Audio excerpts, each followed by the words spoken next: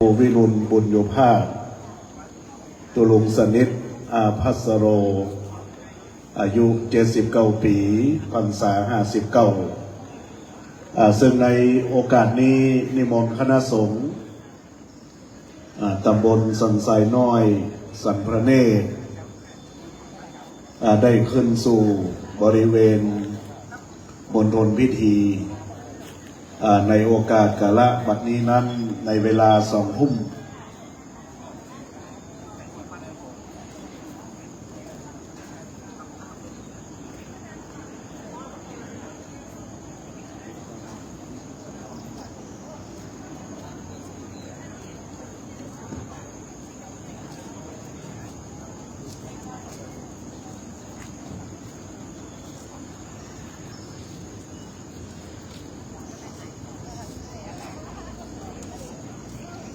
ในโอกาสวันนี้นั้น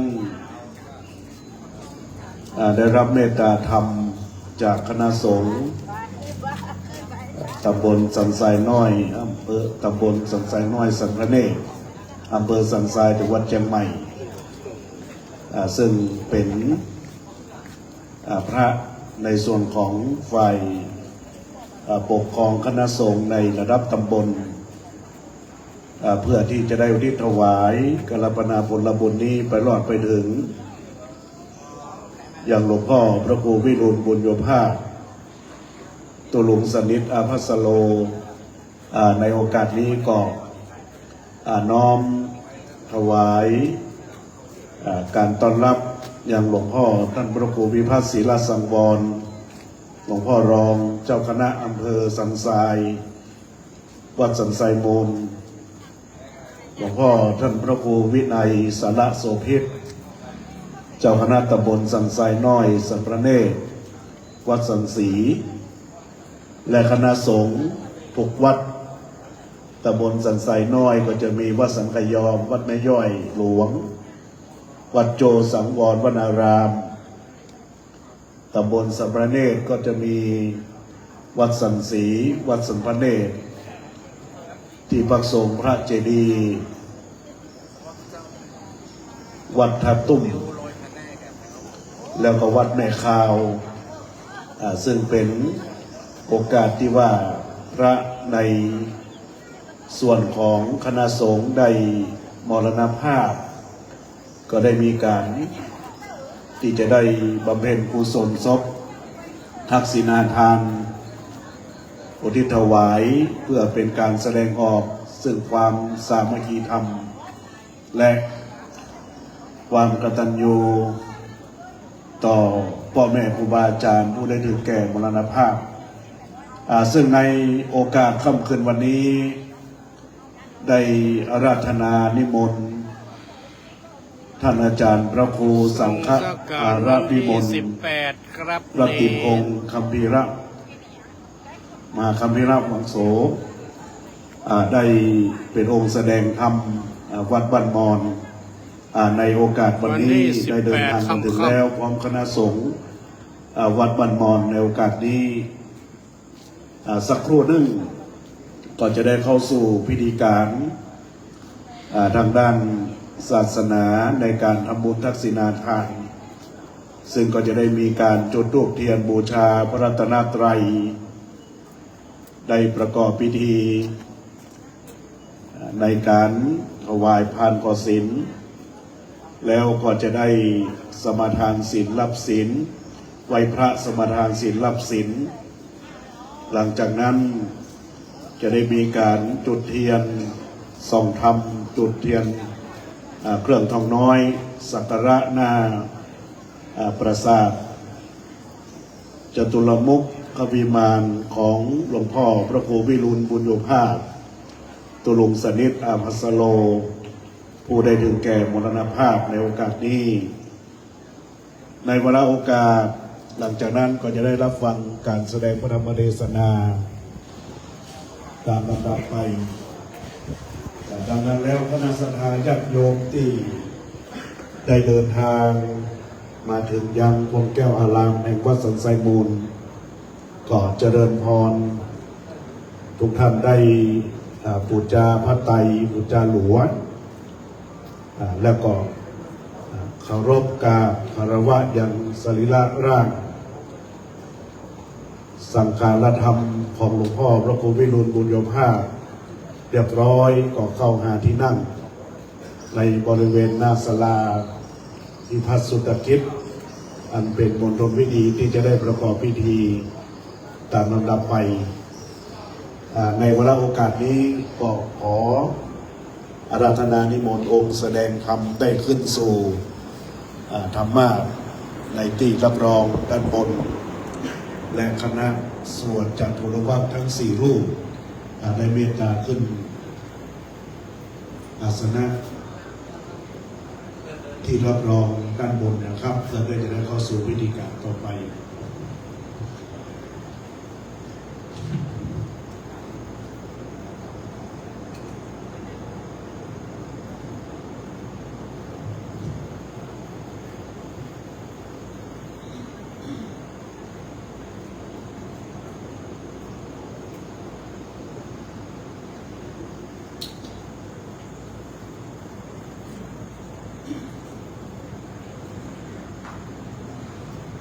ในโอกาสบัดนี้จะได้เข้าสู่พิธีการประกอบพิธีทักษิณานุปทานอุทิศถวายแด่หลวงพ่อพระครูวิรุฬบุญโยภาสตุลุสนิทอาคัสโรในโอกาสบำเพ็ญกุศลศพในค่ำคืนของวันที่16 พฤษภาคมพุทธศักราช 2568 ในโอกาสวันนี้องค์แสดงพระธรรมเทศนาพร้อมจะได้เข้าสู่พิธีการตามลำดับไปในโอกาสวันนี้นั้นเราในนามคณะสงฆ์ตำบลสันทรายน้อยสัมเนกจะใกล้ไพศาลในเมตตาบารมีธรรมของหลวงพ่อพระครูวินัยสารโสภิตหลวงพ่อเจ้าคณะตำบลสันทรายน้อยสัมเนกได้เมตตากดสวิตช์ไฟเพื่อบูชาพระรัตนตรัยถวายเครื่องนมัสการณโอกาสบัดนี้เรียนเชิญท่านสาธุชนได้พนมมือสำรวมกายวาจาจิตใจตั้งกัลยาณจิตมองตรงท่านประธานเพื่อที่จะได้ประกอบพิธีถวายเครื่องนมัสการพระรัตนตรัยในโอกาสบัดนี้นั้นอาราธนานิมนต์หลวงพ่อพระครูวินัยสารโสภิตเจ้าคณะตำบลสันทรายน้อยสามเณรอีกคำรบลึกในการจุดเครื่องน้อยถวายสักการะต่อสรีระร่างสังฆทานหน้าพระศาสแก้วิมานคำอาราธนานิมนต์ครับ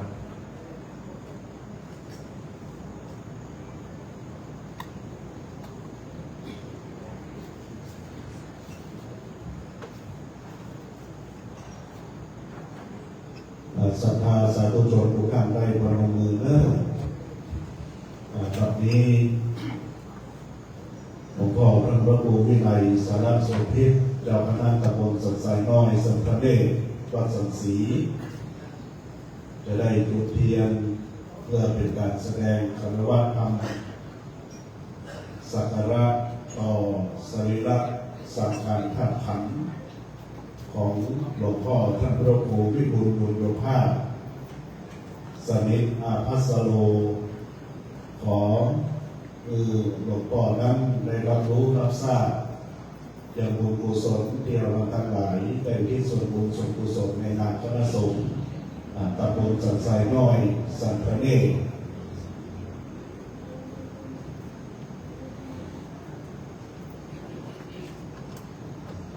เจ้าหน้าที่ได้เข้าถวายพานขอสิ่งที่องค์แสดงพระธรรมเทศนา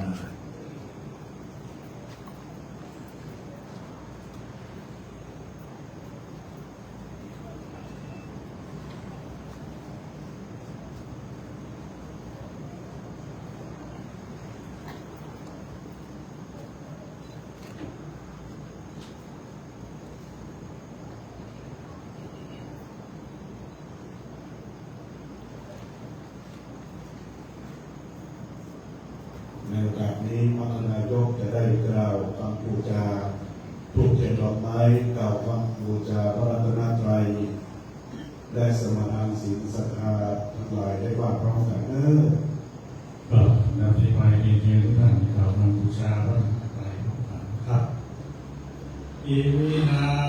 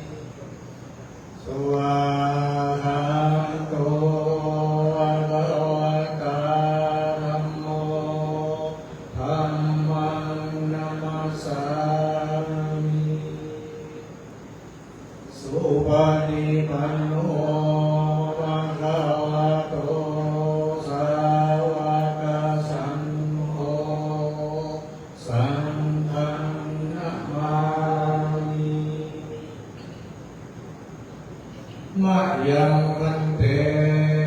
ติสาเนนะสานะปัญญาศิลานิยาจามาทุติยมปีมยังวันเตติสาเนนะสานะปัญญาศิลานิยาจามาตาติยมปีมยังวันเตติสา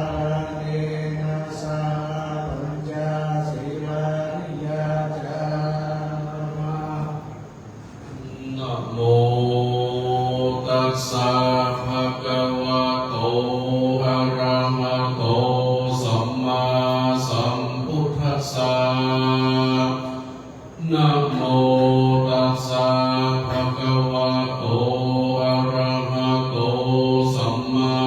สัมพุทธัสสะนะโมตัสสะภะคะวะโตอะระหะโตสัมมาสัมพุทธัสสะนะโมตัสสะภะคะวะโตอะระหะโตสัมมาสัมพุทธัสสะนะโมตัสสะภะคะวะโตอะระหะโตสัมมาสัมพุทธัสสะนะโมตัสสะภะคะวะโตอะระหะโตสัมมาสัมพุทธัสสะพุทธังสรณังกัจฉามิพุทธังสรณังกัจฉามิธัมมังสรณังกัจฉามิธัมมังสรณังกัจฉามิสังฆังสรณังกัจฉามิสังฆังสรณังกัจฉามิทุติยมปิพุทธังสรณังกัจฉามิทุติยมปิพุทธังสรณังกัจฉามิทุติยมปิธัมมังสรณังกัจฉามิทุติยมปิธัมมังสรณังกัจฉามิทุติยมปิสังฆังสรณังกัจฉามิทุติยมปิสังฆังสรณังกัจฉามิตติยมปิพุทธังสรณังกัจฉามิ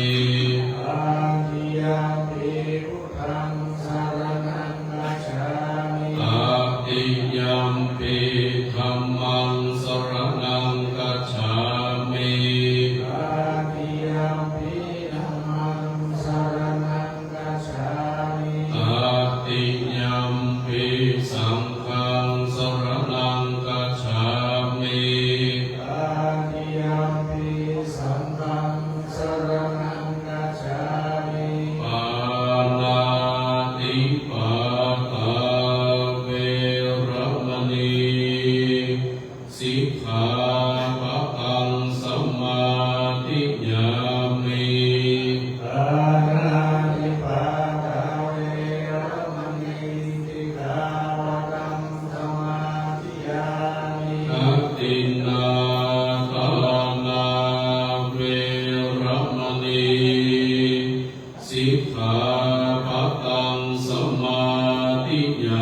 มิอาทินาทาเวรมณีสิกขาวะตังสมาธิยามิ กาเมสุมิจฉาจาราเวรมณีสิกขาปะทังสมาธิยามิ กาเมสุมิจฉา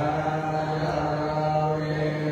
รมณีสิกขาวะตังสมาธิยามิ มุสาวาทาเวรมณีสิกขาปะทังสมาธิยามิ มุสาวาทาเวรมณีสิกขาวะตังสมาธิยามิ สุราเมรยมัจจปมาตฐานาเวรมณีสิกขา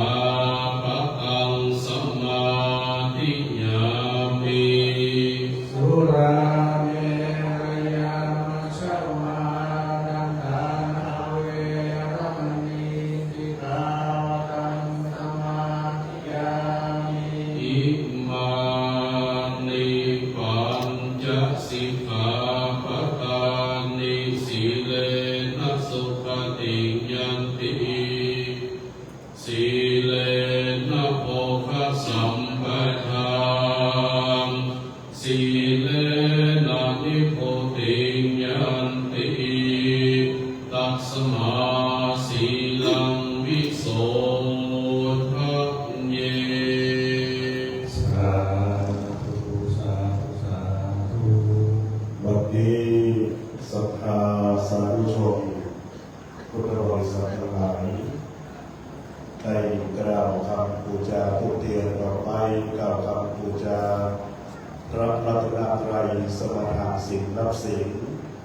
จนเป็นที่เรียบร้อยนำรับต่อไปนั้นจะได้รัตนานิมนต์ท่านอาจารย์พระประรัตสาริสิริปัญโยเจ้าวาดวัดในยอดหลวงได้ยุดเทียนสอนธรรมในโอกาสวันนี้อาราธนานิมนต์ครับ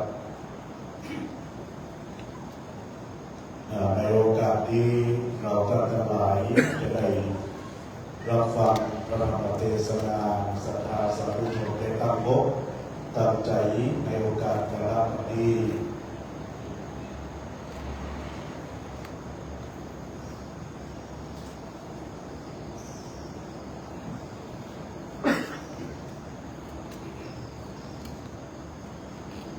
ธรรมา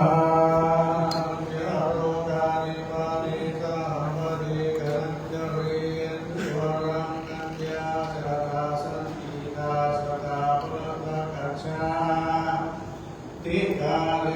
เสตุกัมมังอนุกัมปิมังปัจฉา นะโมตัสสะภะคะวะโตอะระหะโตสัมมาสัมพุทธัสสะนะโมตัสสะภะคะวะโตอะระหะโตสัมมาสัมพุทธัสสะนะโมตัสสะภะคะวะโตอะระหะโตสัมมาสัมพุทธัสสะโยทันทกาเลทันเทติตรณิเยจะตารเยโยนิโสสังวิธาเนนะสุขังปโปติปันติโตปิอิอิธรรมิกาถาณโอกาสวันนี้อาตมาภาพจะได้ชี้แจงแสดงพระธรรมเทศนาพรรณนาสัพพุธรรมคำสั่งสอนแห่งองค์สมเด็จพระชินวรบรมพุทธาศาสนาสัมมาสัมพุทธเจ้า เพื่อเป็นเครื่องประคับประคองฉลองศรัทธาประดับสติปัญญาบารมี อนุรูปกุศลจริยาทักษิณานุปทานกิจบำเพ็ญอุทิศเป็นกุศลกัลปนาไปถึงดวงจิตวิญญาณของหลวงพ่อพระครูวิรุณบุญโยภาสสนิทอาภัสโรอายุ79 ปีพรรษา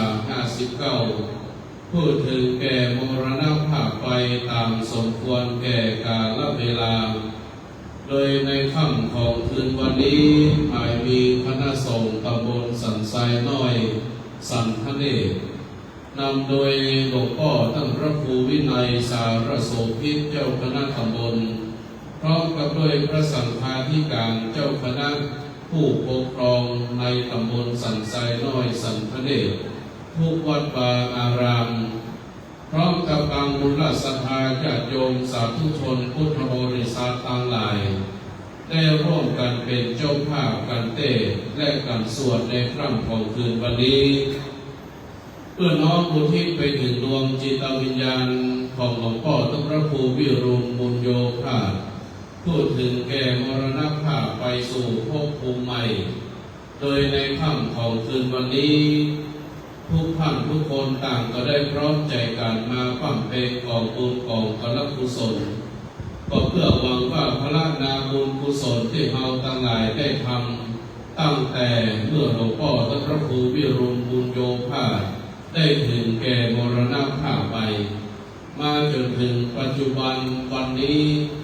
ย่อมจะเป็นผลอำนวยไปถึงดวงจิตวิญญาณของท่าน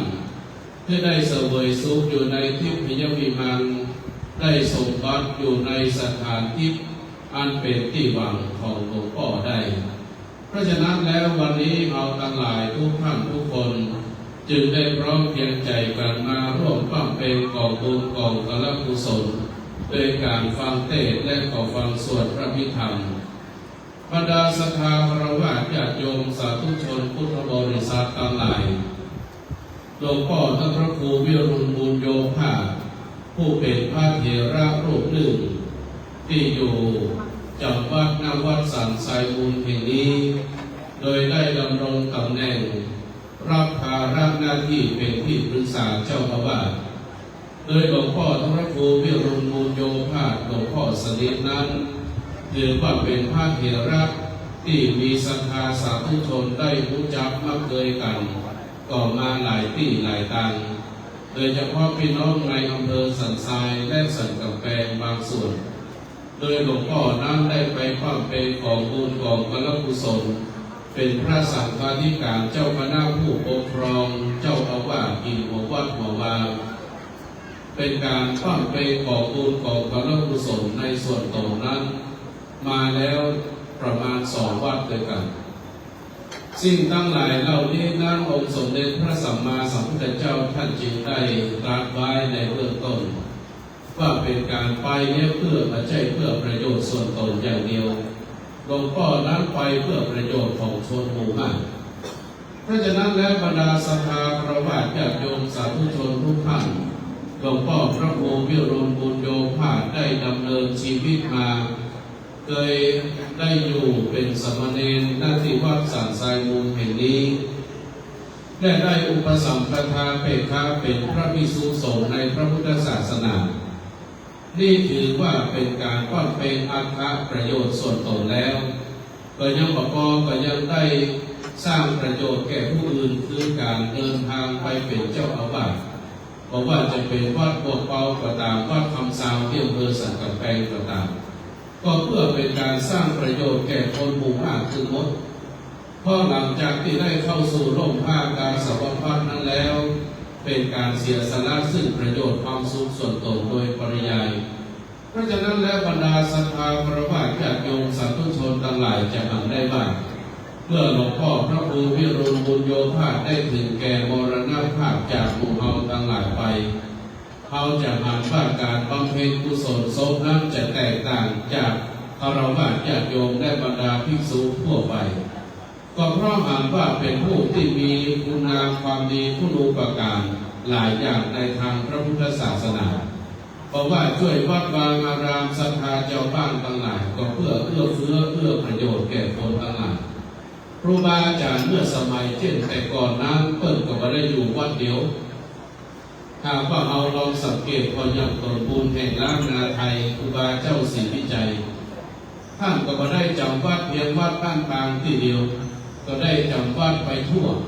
ไปคืนแปลงวัดนั่นวัดนี้แล้วก็ไปสร้างผู้รู้ประการผู้รู้ประโยชน์แต่ละที่แต่ละต่างเพราะว่าจะเป็นลูกศิษย์ลูกหาที่ตัวต่างคอยครูบาเจ้าอันมีครูบาวิชัยญาข่าวปีท่านก็ดำเนินไปตามแนวทางของครูบาอาจารย์ที่วางไว้ซึ่งได้รับแนวทางจากองค์สมเด็จพระสัมมาสัมพุทธเจ้าคือได้ดำเนินไปในการสร้างวัดวาอารามหลายองค์หลายแห่งจนสุดท้ายครูบาเจ้าวิชัยข่าวปีก็ได้ถึงแก่มรณภาพที่อำเภอทุ่งเสลี่ยมสุโขทัยก็ไม่ได้อยู่ที่วัดพระพุทธบาทผ่านนามแต่อย่างใดสุดท้ายแล้วก็ได้รัตนาสรีระสังขารของท่านได้กลับคืนสู่วัดพระพุทธบาทผ่านนามที่อำเภอลีดังนั้นแล้ววันนี้จึงเป็นเนติแบบอย่างขึ้นกับบรรดาพระเจ้าพระสงฆ์เขาว่าการอยู่กับที่นั้นอาจจะไม่ได้สร้างประโยชน์เพียงแค่เจ้าบ้านเขาที่เดียวดังนั้นแล้วจงได้ไปสร้างประโยชน์แก่คนหมู่นักเสียจะดีกว่าเพื่อเป็นการเมื่อตามห้วยขององค์สมเด็จพระสัมมาสัมพุทธเจ้าเมื่อถึงการละเวลามันดีงามแล้วสุดท้ายหลวงพ่อได้กลับคืนสู่มาตุภูมิดังเก่าแล้วก็ได้ถึงแก่มรณภาพจากไปสิ่งเหล่านี้นะบรรดาศรัทธาพระวาญาติโยมสาธุชนทั้งหลายก็เป็นสิ่งที่เราทั้งหลายได้กล่าวว่าเพิ่นไปที่อื่นมาแล้วจะพิจารณาที่เก่าที่อย่างเป็นสิ่งที่บ่ควรจะกล่าวตามจริงดังนั้นแล้วเพิ่นได้ไปสร้างคุณูปการสร้างประโยชน์แก่คนหลายๆที่ก็ย่อมจะเป็นประโยชน์เพื่อคูณแก่คนหมู่มากเป็นการสร้างบุญสร้างบารมีในส่วนของเพิ่นเพราะฉะนั้นบรรดาศรัทธาพระวาญาติโยมนี่จึงเป็นสิ่งที่ท่านทำแล้ววันนี้จึงเป็นผลปรากฏเมื่อท่านถึงแก่มรณภาพจากของเราทั้งหลายไปผลปรากฏคือคุณงามความดีของท่านก็ได้มาประดับประดาอยู่บนปราสาทหลังงามหลังนี้เพื่อพวกเราทั้งหลายได้อ่านได้ชื่นชมซึ่งบุญบารมีสิ่งทั้งหลายเหล่านี้นั้นบรรดาศรัทธาญาติโยมปราสาทหลังงามหลังนี้ไปมาให้บดีมาได้นอนอย่างนี้ถ้าถามถึงพวกเราทั้งหลายแค่นอนได้ยังไม่ได้หมดถึงเวลาเถอะถามว่างามของงามเสียงตีเพราะฉะนั้นแล้วบรรดาศรัทธาพระวาญาติโยมสาธุชนทั้งหลายการที่เอาทั้งหลายมาหันในสถานที่แห่งนี้ว่าปราสาทอันสวยสดงดงามเหล่านี้ตั้งประดับประดาดีทุกอย่างสิ่งทั้งหลายทั้งปวงเหล่านี้เกิดขึ้นได้เพราะบุญของท่าน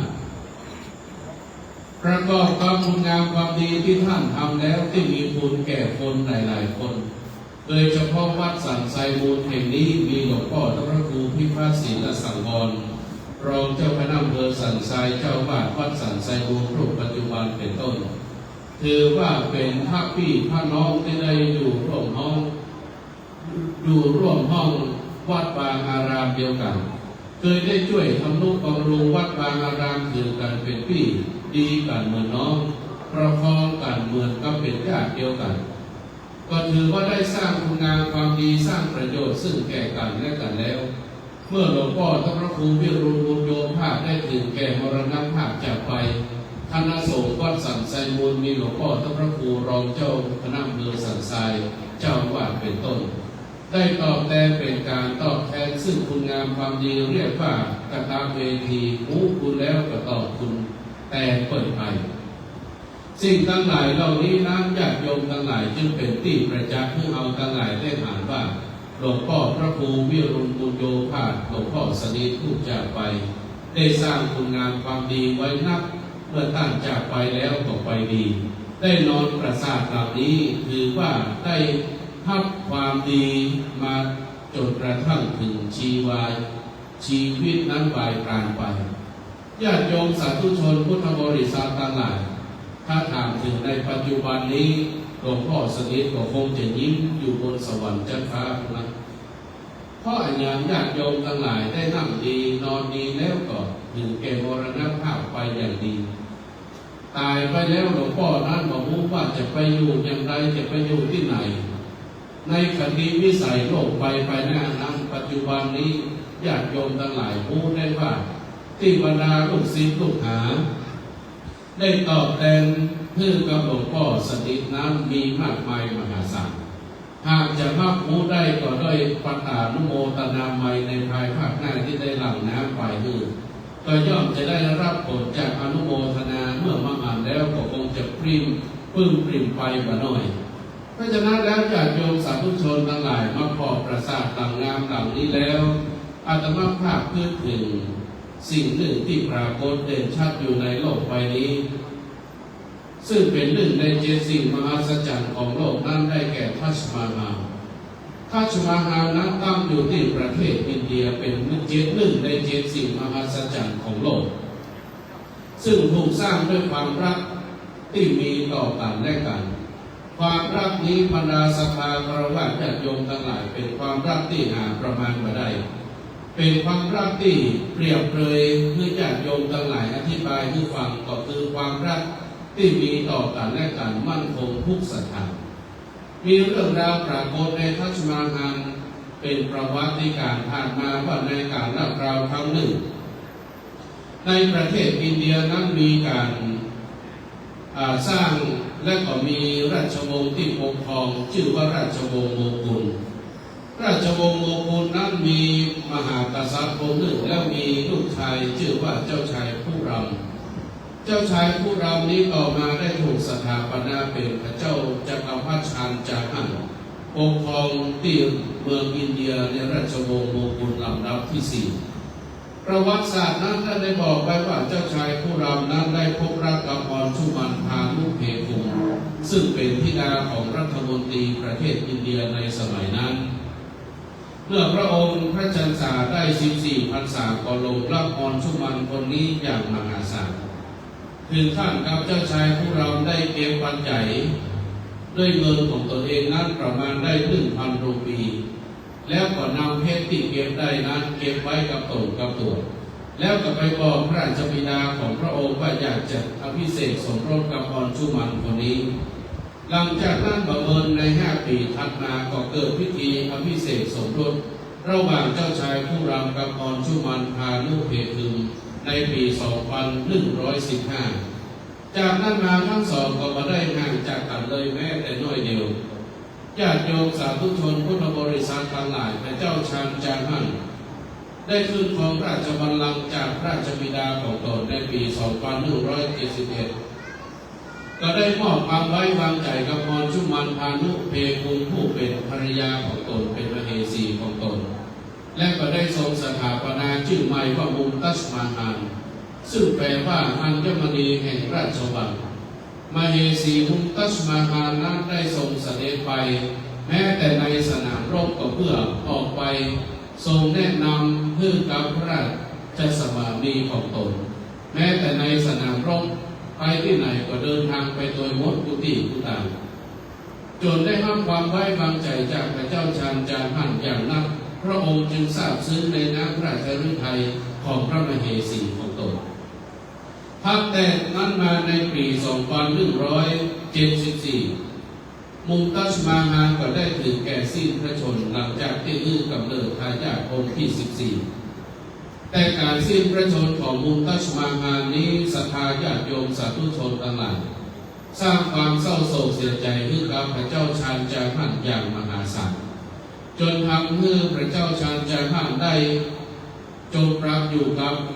ความเศร้าโศกเสียใจนั้นประมาณ2 ทศวรรษหลังจากนั้นพระองค์ก็ทรงใจพระราชทรัพย์ส่วนพระองค์สร้างสุสานขึ้นมาหลังหนึ่งก็ใช้เวลาเมินพอสมควรในการก่อสร้างสุสานหลังนั้นเพื่อมีความสวยสดงดงามอย่างยิ่งเพราะสร้างจากใจทำเพื่อเพราะเกิดความภาคคนใดคนหนึ่งก็คือภาคในพระมเหสีของตนก็เลยได้สร้างสุสานหลังใหญ่ขึ้นมาหลังหนึ่งแล้วก็ได้สถาปนาตั้งชื่อไว้ว่าทัชมาฮาลปัจจุบันนี้จึงกลายเป็นหนึ่งใน7 สิ่งมหัศจรรย์ของโลกผู้ใดเดินทางไปแล้วมักจะไปที่ฐานเพื่อมีความรักเที่ยงมั่นแน่นอนเหมือนกับพระเจ้าชาญจาหันกับทัชมาฮาลได้อยู่คู่กันตราบวันสิ้นชีวิตไปจนในครั้งหนึ่งนั้นมีพระราชินีของประเทศอังกฤษได้เดินทางไปเยี่ยมทัศนา ที่สุสานราชมาภานจนได้อุทานออกมาว่าถ้าหากว่าใครมาสร้างสุสานด้วยสวยสดงดงามเช่นนี้ก็ยอมที่จะตายเสียในวันนี้ได้เพราะฉะนั้นแล้วบรรดาศรัทธาคฤหัสถ์ญาติโยมทั้งหลายมาเล่นหันปราสาทอันสวยสดงดงามของหลวงพ่อพระครูวิรุฬบุญโยภาสนี้ก็สร้างด้วยความสวยสดงดงามก็เพราะสร้างจากความภาคที่บรรดาลูกศิษย์ลูกหาลูกพระลูกโยมได้ปากับปริศนาแต่งขึ้นมาพูดจาทดแทนพระคุณของหลวงพ่อพระครูวิรุฬบุญโยภาสพูดจากไปวันนี้นั้นได้สร้างเมรุปราสาทหลังงามหลังนี้ก็เพื่อรองรับสรีระร่างสังขารขันของหลวงพ่อญาติโยมสาธุชนทั้งหลายเมรุปราสาทหลังนี้นั้นมีคติความเชื่อมาตั้งแต่ครั้งในอดีตท่านจึงมีความหมายของการสร้างเมรุปราสาทหลังนี้ว่าเมรุย่อมาจากเขาสิเนรุราชซึ่งบนเขาสิเนรุราชนั้นเป็นที่ตั้งมั่นของสวรรค์ชั้นดาวดึงส์หากว่าผู้ใดได้ตายไปแล้วได้สถิตเปี่ยมมั่นอยู่บนเมรุปราสาทอยู่ปราสาทสวยสดงดงามก็เหมือนกับเปรียบได้ขึ้นอยู่บนสวรรค์ชั้นดาวดึงส์บัดนี้นั้นหลวงพ่อพระครูวิรุฬบุญโยภาสได้สถิตตั้งมั่นอยู่บนสวรรค์พุทธตามคติความเชื่อของเราทั้งหลายเพราะฉะนั้นแล้วบรรดาศรัทธาคฤหัสถ์ญาติโยมสาธุชนทุกท่านการที่หลวงพ่อได้กลับคืนสู่มาตุภูมิของท่านนั้นอาตมาภาพได้มาขึ้นถึงในครั้งหนึ่งองค์สมเด็จพระผู้มีพระภาคเจ้าเมื่อตอนที่พระองค์ได้ประสูตินั้นก็มาได้ประสูติที่กรุงกบิลพัสดุเมื่อตรัสรู้ก็มาได้ตรัสรู้ที่กรุงกบิลพัสดุเมื่อประนิพพานพระองค์ก็มาได้กลับคืนสู่เมืองกบิลพัสดุแต่หลังจากที่พระองค์ได้ตรัสรู้อนุตตรสัมมาสัมโพธิญาณเป็นพระพุทธเจ้าแล้วความนั้นทราบไปรู้ถึงพระพุทธบิดาของพระองค์ก็ทรงพูดไปอาราธนาพระพุทธเจ้าปิดคืนเมืองกบิลพัสดุทรงเป็นซิบเตื้อญาติโยมทั้งหลายพระพุทธเจ้าก็ยอมปิดจนเตื้อที่สิบพระพุทธเจ้าได้รับอาราธนากลับคืนสู่กรุงกบิลพัสดุเมื่อพระองค์เสด็จไปถึงกรุงกบิลพัสดุแล้วก็ไปทรงแสดงพระธรรมเทศนาชื่อว่ามหาเวสสันดรจาดกในสมัยตอนนั้นสภาญาติโยมทั้งหลายที่พระองค์ได้แสดงพระเวสสันดรจาดกคือกำเล่าพระประยุรญาติได้ฟังก็เพื่อกำราบความตระหนี่ในจิตในใจของพระประยุรญาติของพระองค์ในครั้งนั้นจึงเกิดฝนหาแก้วหาคำขึ้นมาเป็นเหตุที่พระพุทธเจ้าแสดงธรรมต่อมาประจวบเหมาะกับงานบำเพ็ญกุศลพระราชทานเพลิงศพของหลวงพ่อพระครูวิรุฬบุญโยภาสเมื่อตะคืนที่ฟ้าฝนก็ตกพรำหลังมาตั้งแต่ตั้งปราสาทนะหากฟ้าฝนตกพรำหลังมานั้นก็เปรียบเสมือนกับฝนหาแก้วหาคำท่านจะมีการเปรียบเปรยว่าเศรษฐีตามที่ไหนที่ฝนตกยานโยมตามที่ไหนที่ฝนแรงญาติโยมสาธุชนพุทธบริษัททั้งหลายทอดสันไซมูลได้กินใหญ่ตาโหเพราะว่าจะเป็นงานมงคลก็ตามงานอวมงคลก็ตามงานใดที่ได้กินตามแล้วฝนจังจะตกหลังจากเสร็จงานหรือว่าประจวบกับการงานนี่ท่านเรียกว่าคนมีความดีท่านได้สร้างไว้แล้วตามอย่างทำอย่างเทวดาก็อนุโมทนาตามท่านเรียกว่าการถวายทานอันนี้บรรดาศรัทธาญาติโยมทั้งหลายถือว่าเป็นดังน้ำพักสิโลทบตกลงมาจากฟากฟ้าเทวดาก็มาอนุโมทนาขึ้นไปในทางดีดังนั้นแล้วบรรดาศรัทธาคฤหัสถ์ญาติโยมการที่ได้บำเพ็ญกุศลศพของหลวงพ่อพระครูวิรุฬบุญโยภาสในครั้งนี้นั้นอาตมาภาพได้ฟังหลวงพ่อท่านพระครูพิพัฒน์ศรีสังวรได้กล่าวไว้ในเบื้องต้นท่านได้เปรียบพระครูวิรุฬบุญโยภาสนั้นเหมือนกับครูบาอาจารย์ท่านได้เป็นเพชรเม็ดงามได้จรัสส่องแสงในที่แสงส่องถึงของท่านถ้าก็ไปพูดถึงความรู้ความสามารถนักธรรมคุณงามความดีของท่านแล้วท่านเปรียบเสมือนว่าได้เพชรเม็ดงามที่ท่านพูดนั้นไปมีเรื่องราวปรากฏในตอนหนึ่งว่ามีชนชาวเผ่าพันธุ์กลุ่มหนึ่งนั้นชื่อว่าชนเผ่านอร์แมกในสมัยโบราณชนเผ่านอร์แมกนั้นเป็นเผ่าเร่ร่อนที่เดินทางไปตามลำน้ำแล้วก็เดินไปเรื่อยๆชนเผ่านอร์แมกนี้ก็จะนับถือเฉพาะเทพเจ้าประจำเผ่าของตนเท่านั้นเพ บ่นับถือไผเอาศาสนามาฮื้อนี่ก็บ่ได้นับถือชนเผ่าน้องแม้นั้นนับถือพระเทพเจ้าของตนในขณะในคืนหนึ่งนั้นชนเผ่าน้องแม้กำลังประชุมกันล้อมรอบกองไฟก็มีลมพัดมาอย่างมหาศาลและก็มีแสงเจิดจ้าปรากฏขึ้นมาที่กลางกองไฟนั้นจากนั้นก็มีกำอู้เสียงดังก้องออกมาชนเผ่าเทพเจ้าชนเผ่าน้องแม้ทั้งหลายอันเป็นชนเผ่าเร่ร่อนก็มาคืนว่าโอ้เทพเจ้าที่เขาปูจานั้นมาปรากฏที่เบื้องหน้าของเขาแล้วน่าจะได้รับความอย่างใดอย่างหนึ่งเทพเจ้าน่าจะต้องมาบอกอย่างที่เราได้รู้ญาติโยมสาธุชนทั้งหลายเสียงก้องจากเทพเจ้านั้นได้บอกถึงกับชนเผ่าน้องแม้นั้นว่าสู่เจ้าทั้งหลายนี่ข้านี่เป็นเทพเจ้าประจำชนเผ่าของสู่นี่มีอย่างจะมาบอกและก็จะสร้างให้สู่เขาได้ทำตาม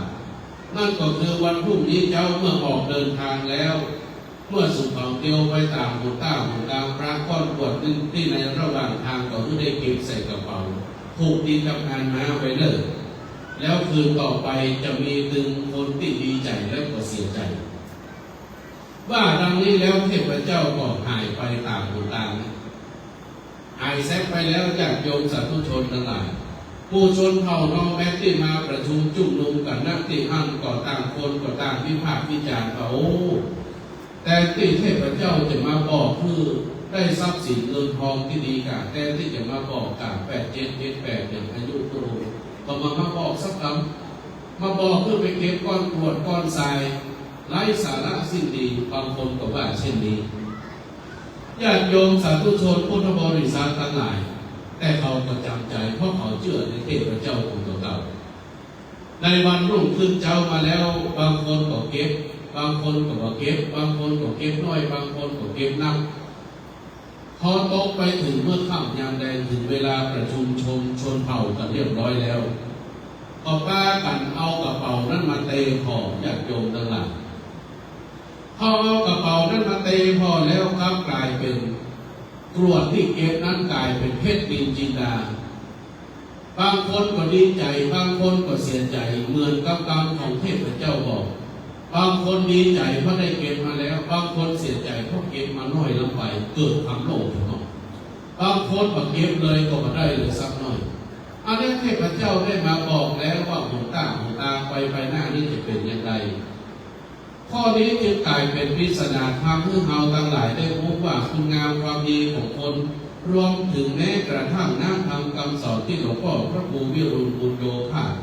ได้ฝากไว้กับลูกศิษย์ลูกหาลูกพระลูกเนรศรัทธาคารวะเจ้าบ้านทั้งหลายได้รู้เมื่อเปิ้ลยังมีชีวิตอยู่ใครเก็บกรรมไว้เก็บกรรมเปิ้ลได้อันเป็นกรรมดีก็เปรียบเสมือนกับเพชรที่เราทั้งหลายได้เก็บใส่กระเป๋าไว้คุณงามความดีหรือว่าเพชรเม็ดงามที่เราได้เก็บใส่กระเป๋าไว้แล้วนั้นเราจะมารู้คุณค่าก็ตอนเมื่อเรามาเปิดร้านเท่านั้นเพราะฉะนั้นแล้วบรรดาศรัทธาคารวะญาติโยมสาธุชนทั้งหลายงานนี้เราทั้งหลายจึงจะอ่านได้ว่าเป็นการจัดเพื่อตอบแทนเป็นการแสดงซึ่งความกตัญญูงานศพแต่ละศพนั้นท่านจึงเรียกได้ว่าเป็นการเชิดชูบุคคลที่หาได้ยากก็คือบุคคลที่มีความกตัญญูกตเวทีเหมือนกับที่เราทั้งหลายได้พร้อมใจการจัดงานบำเพ็ญกุศลในครั้งนี้เพราะหมายว่าหลวงพ่อพระครูวิรุณบุญโยภาสนั้นมีคุณงามความดีนับเปลี่ยนใดได้ฮือคุณได้ฮือประโยชน์แก่เรานับเปลี่ยนใดเมื่อท่านจากไปเราได้ประกาศความกตัญญูกตเวทีแล้วบรรดาศรัทธาคารวะญาติโยมสาธุชนทั้งหลายการประกาศคุณงามความดีในครั้งนี้นั้นจึงทำให้เราทั้งหลายได้ผ่านเป็นรูปธรรมได้รู้ว่าสิ่งทั้งหลายที่เราได้ทำในครั้งนี้เป็นการเชิดหน้าชูตาบุคคลที่หาได้จากท่านแรกก็คือบุพการีชนเรียกว่าครูบาอาจารย์ประกาศหนึ่งแล้วโดยเฉพาะครูบาอาจารย์ที่เป็นพระเจ้าพระสงฆ์โดยเฉพาะพระสงฆ์ที่ได้ทำการบวชเรียนมีพรรษายุการสูงได้เป็นครูบาอาจารย์ของคนสร้างคุณไว้อเนกอนันต์ต่างๆเหล่านี้เรียกว่าได้สร้างคุณไว้ก่อนหน้าเอาทั้งหลายจึงได้ตอบแทนคุณในครั้งนี้ดังอาตมาภาพ ได้ยกพระบาลีเป็นนิเกตประบทในเบื้องต้นว่าโยทันทากาเลทันเทติเป็นต้นซึ่งแปลเป็นภาษาไทยได้ใจความว่าผู้ใดจ้าในเวลาที่ควรจ้ารีบในเวลาที่ควรรีบผู้นั้นชื่อว่าเป็นบัณฑิตย่อมประสบกับความสุขเพราะจัดงานโดยแยกใครพระพุทธเจ้าก็ดีพระอรหันตสาวกลูกศิษย์ของพระพุทธเจ้าก็ดีท่านได้ทำทุกอย่างเสร็จสับก็ไม่ได้แข่งกับการละเวลาเสมอไปครูบาอาจารย์ท่านไหนก็ถึงบอกไว้แล้วว่าใจการละเวลาเพราะว่าจะได้อย่างเอาก็ต้องใจเวลาถึงหมดถึงเสี้ยงจึงมีคำเปรียบเลยว่าช้าได้พาเล่มงามการช้าได้พาเล่มงามนั้นเปรียบเสมือนกับคนเราค่อยๆทำค่อยๆคิดไปเหมือนกับงานบำเพ็ญกุศลศพของหลวงพ่อสนิทในญาติโยมทั้งหลายค่อยทำแล้วก็ค่อยพื้นไปแต่น้อยหลวงพ่อพระครูเจ้าวาดวัดสันไซบุญหลวงพ่อพระครูพิพัฒน์ศิลสังวรท่านเป็นประธานการจัดงานค่อยๆพื้นค่อยๆทำปรึกษากันหลายๆคนเรียกว่าเป็นบุคคลที่ค่อยๆทำเหมือนกับบัณฑิตที่ค่อยๆคิดค่อยๆทำไปมาได้รีบมาได้ฟังอย่างบางที่บางต่างศรัทธาคารวะญาติโยมทั้งหลายหีบแล้วก็ฟังว่าตามได้จัดงานอะไรสักอย่างทำเพื่อการงานจัดก็ประสำเร็จซึ่งมาได้สวยสดงดงามเหมือนกับที่วัดสันไซบุญจัดเพื่อตุลุงสนิทอย่างนี้เลยเพราะฉะนั้นแล้วบรรดาศรัทธาคารวะญาติโยมสาธุชนพุทธบริษัททั้งหลายงานนี้นั้นจึงก็ทำจ้าได้ในเวลาที่ควรจ้ารีบได้ในเวลาที่ควรรีบเรียกว่าใจสติมีจิตใจที่หนักแน่นพอสมควรเพราะการจัดงานใหญ่ใจจำเป็นที่จะต้องหนักแน่นรับรองว่าการจัดงานแต่ละงานนั้นบรรดาศรัทธาคารวะญาติโยมทั้งหลายหลายคนหลายท่านนั้นก็อาจจะคิดอยู่ในใจว่าโอ้เอาเพิ่นมาจัดมาตายที่นี่มาเผาที่นี่แล้วจะไปเที่ยวไปพูดอย่างกับบ้านเขาก่อนเพราะอย่างศรัทธาคารวะญาติโยมทั้งหลายบางคนก็มีจิตที่เป็นกุศลมาได้คิดอย่างบางคนที่มีจิตก็เป็นกุศลนั่นจะคือว่ามาจัดการจัดงานอย่างนี้แล้วมีศรัทธาเขาเห็นว่าศรัทธาที่อื่นเพิ่นจะมาเขาก่อนแต่หลวงพ่อเจ้าวาดวัดสันไซบุญนั้นเพิ่นได้คิดอย่างนั้นเพิ่นคิดว่าสิ่งทั้งหลายที่ทำตึงโอนตึงวงนั้นเป็นการตอบแทนพระคุณของหลวงพ่อสนิทผู้เปรียบเสมือนก็เป็นครูบาอาจารย์ของหลวงพ่อเองเพราะฉะนั้นแล้วบรรดาศรัทธาคารวะญาติโยมทั้งหลายผู้นำคนจำเป็นที่จะต้องมีจิตใจที่หนักแน่นเหมือนกับหลวงพ่อเจ้าวาดมีเรื่องราวปรากฏมาในตอนหนึ่งอาตมาภาพจะนำมาแสดงให้ญาติโยมสาธุชนทั้งหลายได้ฟังเกี่ยวกับการที่มีจิตใจที่หนักแน่นแต่หากว่าคนที่เป็นคนที่หูเบานี่นะจัดงานมาได้เพราะยังเป็นคนหูเบาจัดงานมาได้เพราะฟังหูแล้วก็บอกไว้หูเพราะเป็นคนมีจิตใจที่หนักแน่นพอสมควรดังนั้นแล้วบรรดาศรัทธาคารวะญาติโยมมีบุคคลท่านหนึ่งที่เป็นคนที่ฟังหูแล้วก็บอกไว้หูเป็นคนที่มีจิตใจโลเลบ่เที่ยงมั่นแน่นอนเหมือนกับมีเรื่องราวปรากฏในตอนหนึ่งเป็นนิทานชาดกท่านได้กล่าวถึงบุคคลท่านหนึ่งว่าเป็นบุคคลที่เล่าก็ลุงคนนี้มีจิตใจที่อยากจะกินนกกระทาเป็นอาหารก็เลยไปตั้งแถวดับนกกระทาก็ได้นกกระทาตัวใหญ่มาตัวหนึ่งแต่ปรากฏว่านกกระทาตัวนั้นเป็นนกกระทาที่พิเศษก็คือเป็นนกกระทาอู้ได้ญาติโยมสาธุชนทั้งหลายนกกระทาตัวนี้ก็มาคิดในใจว่าโอ้วันนี้จะต้องตายเป็นแน่เพราะพ่อลุงคนนี้ยับเอาได้เรียบร้อยแล้วพ่อลุงคนนี้ยับเรียบร้อยแล้วเตะเหวเอานกกำใส่อุ้งมือไว้ที่นั้นนกกระทาวิเศษตัวนั้นก็อู้กับพ่อลุงคนนั้นว่าโอ้ลุงเลยจะเอาไปฆ่าแต่กับเดี๋ยวนี้ลุงบอกว่าฆ่าแน่นอนวันนี้ถ้าอยากกินแกงอ่อมนกประเดี๋ยวนี้จะเตียวมาที่วงครัวแล้วลุงก็มาเอะใจพบอู้กับมันเป็นว่าอู้กับนกกระทาพออู้กับนกกระทานั่นก็ว่าโอ้นกกระทานี่ยิ่งเป็นนกกระทาพิเศษอู้ได้แล้วก็อยากจะมีใจให้อยากกินก็เลยอู้กันไปอู้กันมาบรรดาศรัทธาคารวะญาติโยมนกกระทาก็เลยต่อรอง ต่อรองกับพ่อลุงคนนั้นว่าประเดี๋ยวเนี้ยเขามีเรื่องราวดีๆคือกับลุงได้หูเขาจะบอกคุณพิเศษของเขาคือลุงได้ฟังแต่มีข้อแม้คือลุงปล่อยเขาก่อนได้ก่อนก็ลุงคนนั้นก็ว่าโอ้ประเดี๋ยวนี้จะปล่อยก็ปล่อยมาได้ถ้าปล่อยไปแล้วใครจะกินมันยังลุงก็บ่ยอมปล่อยนกกระทาก็บอกว่าเอาอีกดีกว่าถ้าบ่ยอมปล่อยก็ขอเรื่องมันเบามือเนี่ยหน่อย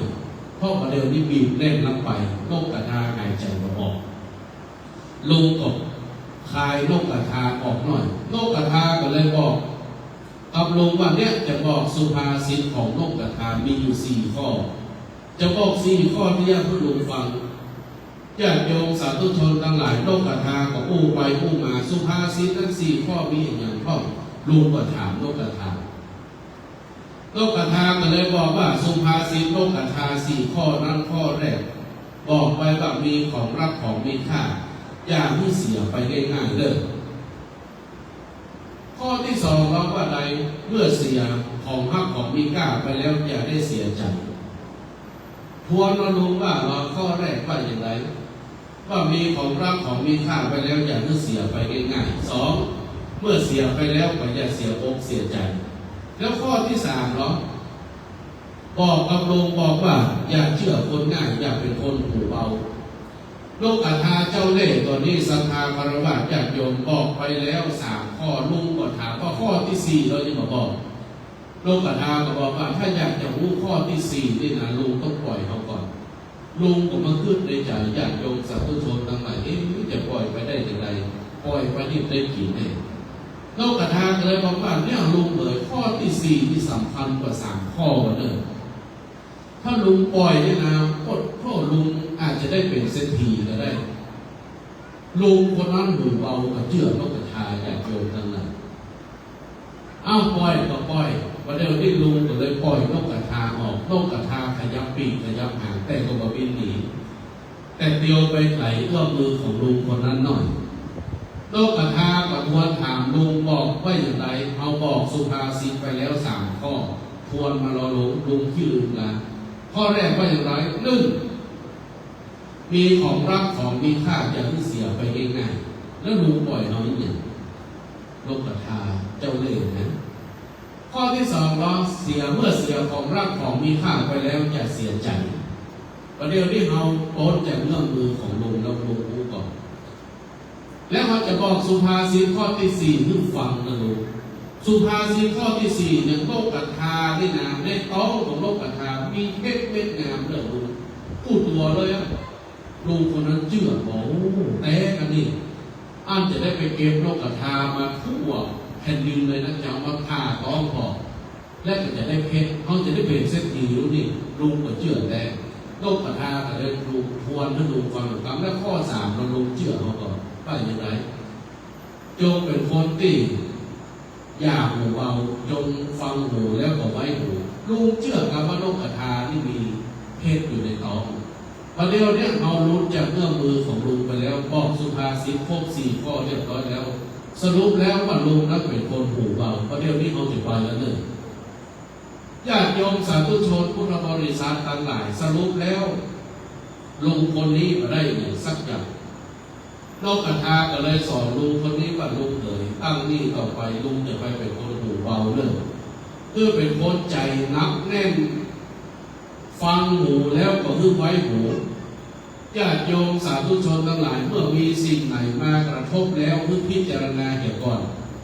เหมือนในปัจจุบันนี้หลายคนหลายท่านเกิดอาการเสื่อมศรัทธาวัดวาอารามเปิ้นผิดที่เดียวพระตีเอาถึงหมู่ถึงพวงทุกเจ้าคิดกันถึงบ้านถึงเมืองโอ้ทุกเจ้าพอดีทุกหมดที่พระน้องว่าฟังหูอย่างเดียวแต่ก็มีจิตใจที่เราไปเข้าในใจของเรามาได้ใจสมองพิจารณาว่าเปิ้นพอดีตัวเดียวก็ไปตีถึงหมู่ไปได้เลยมีนักวิชาการท่านหนึ่งท่านก็ได้กล่าวไว้ถ้าหากว่าพนักงานในร้านสะดวกซื้อเนี่ยพอดีคนเดียวเนี่ยเขาจะไปตีว่าร้านสะดวกซื้อนั้นพอดีทั่วทั้งประเทศมันก็เป็นไปได้เพราะฉะนั้นแล้วทุกเจ้าพอดีตัวเดียวจะไปตีรวมกับทุกเจ้าถึงมดถึงพวงพอดีนี่มันถูกต้องเพราะฉะนั้นแล้วไทยพอดีก็ต้องพิจารณากันไปตามนั้น ต่างกรรมต่างวาระเพราะฉะนั้นแล้วบรรดาศรัทธาคารวะญาติโยมจะไปเอาคำพูดเป็นคำปั้นทุกดินบ้างวัดวางอารามก็เข้าละเอาเข้าขึ้นมาขึ้นไปเอาผิดจะดีกว่ากรรมอันนี้นั้นศรัทธาญาติโยมเป็นคำต้นเอาว่ากรรมสุขกรรมขึ้นของคนที่เราได้ใช้ปัญญาพิจารณาอย่างก่อนถ้าเรียกกันแล้วก็น้องว่าคนปัสลาเพราะฉะนั้นแล้วตีความไปแล้วศรัทธาคารวะญาติโยมจะยังศรัทธาที่เกิดขึ้นได้ก็เพราะคนใช้ปัญญาดังนั้นแล้วเมื่อเกิดเหตุการณ์อันยังคือศรัทธาญาติโยมมีจิตใจที่นักแน่นเสียก่อนถ้าหากว่าเป็นคนมีใจที่นักแน่นแล้วก็รู้จักใช้ปัญญาพิจารณาสิ่งทั้งหลายทั้งปวงนั้นมันก็ต้องไปนับจิตนับใจของเราเหมือนกับที่ศรัทธาคารวะญาติโยมสาธุชนทั้งหลายมหันต์คณะสงฆ์วัดสันไซมูลคณะสงฆ์สันไซจัดการจัดงานปั้มเป็นของบุญของกระกุศลคือกับหลวงพ่อสนิท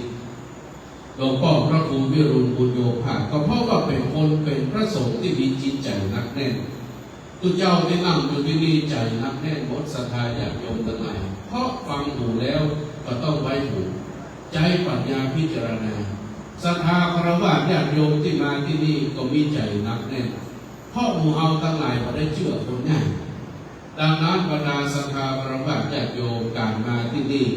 หนึ่งเอามาเพื่อบูชาคุณของหลวงพ่อพระครูวิรุณบุญโยภาสองมาเพื่อประกาศความกตัญญูสามก็เพื่อมาเชิดชูคุณงามความดีสี่ก็มาเพื่อรักษาประเพณีเอาไว้เพื่อมันสูญหายญาติโยมสาธุชนพุทธบริษัททั้งหลายเอาทุกภาคทุกคนมาณสถานที่นี้ล้วนแล้วแต่จะได้มาสร้างบุญสร้างกุศลไว้กับตนอย่างแน่นอนดังอาตมาภาพได้ชี้แจงแสดงมาเทศนาประโยชน์สาเรในที่สุดลงแห่งพระธรรมเทศนาอิมินากตาปุญเยนะด้วยพระนิสงส์คุณงามความดีที่หลวงพ่อพระครูวิรุณบุญโยภาสนิทอาภัสรมหาเถระได้สร้างคุณงามความดีไว้ตั้งแต่ในเบื้องต้นเพื่อประโยชน์แห่งตนและประโยชน์แก่ส่วนรวมเป็นหมู่มากแล้วขอคุณงามความดีอันนั้นจงได้เป็นตบะเดชะนำเอาดวงจิตวิญญาณของหลวงพ่อพระครูวิรุณบุญโยภาสได้ไปสถิตเสถียรอยู่ยังสวรรค์จันฟ้าปีมานคำและด้วยเดชะบุญญาราศีที่เจ้าภาพในค่ำของคืนวันนี้อันหมายมีคณะสงฆ์ตำบลสันทรายน้อยสันพเนศคณะสงฆ์วัดสันไซมูลและบุรศรัทธาญาติโยมสาธุชนทั้งหลายได้พร้อมใจการป้องเป็นของบุญของกระกุศลในครั้งนี้เพื่อกระพนาไปถึงดวงจิตวิญญาณของหลวงพ่อพระคุณพระครูวิรุณบุญโยภาสก็ขอเพื่อเตชะพระนาบุญนี้จุได้ไปเติมตุ้มอุดหนุนเพื่อหลวงพ่อพระครูวิรุณบุญโยภาสได้มีแต่ความสุขเสถียรอยู่ในสัมปรายภพสวรรค์และด้วยคุณงามความดีที่หมู่เราตั้งทั้งหลายทุกท่านทุกคน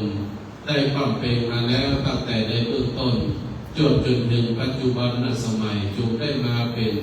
พลวะปัจจัยเป็นปฏิพรสนองย้อนมาปกปักรักษาทั้งคณะสงฆ์คณะศรัทธาญาติโยมสาธุชนทุกท่านเพื่อได้เจริญไปด้วยสิริสวัสดิ์ที่พัฒนามงคลสมบูรณ์ผุดผลด้วยทุกสิ่งทุกประการอาตมาภาพได้ชี้แจงแสดงพระธรรมเทศนามามันว่าทรงสมัยได้กาลเวลาจึงจะขอยุติพระธรรมเทศนาลงคงไว้แต่เพียงเท่านี้เอวังก็มีด้วยประการฉะนี้สาธุสาธุคณะสงฆ์คณะศรัทธาสาธุชนท่านผู้มีเกียรติทุกท่านได้สดับรับฟังการแสดงพระธรรมเทศนาโดยท่านพระครูสังฆภารัตน์วิมลรัตติพงษ์มาครับวัดเขาว่าวัดบ้านบอนตำบลสังกาอำเภอสันกำแพงจังหวัดเชียงใหม่ได้จบลงไปเป็นที่เรียบร้อยในโอกาสวันนี้นั้นจะได้ถวายบูชาการพระพุทธและบูชากันเทศในโอกาสนี้ในโอกาสนี้ ถวายบูชากันเทศนั้นบูชากันพระพุทธพระธรรมนั้นจะได้ราชนานิมนต์ท่านพระครูสริธุรากรเจ้าวาดวัดสันตยอได้เมตตาขึ้นถวายบูชากันพระพุทธบูชากันพระธรรมศรัทธาสาธุชนก็อธิษฐานจิตอธิษฐานใจตั้งใจพนมมือสำรวมกายวาจาจิตใจตั้งกัลยาณจิตเมื่อท่านพระครูสิริธุราภรณ์ได้ยกประเคนกล่าวคำอนุโมทนาสาธุการโดยน้อมเพียงกันเด้อ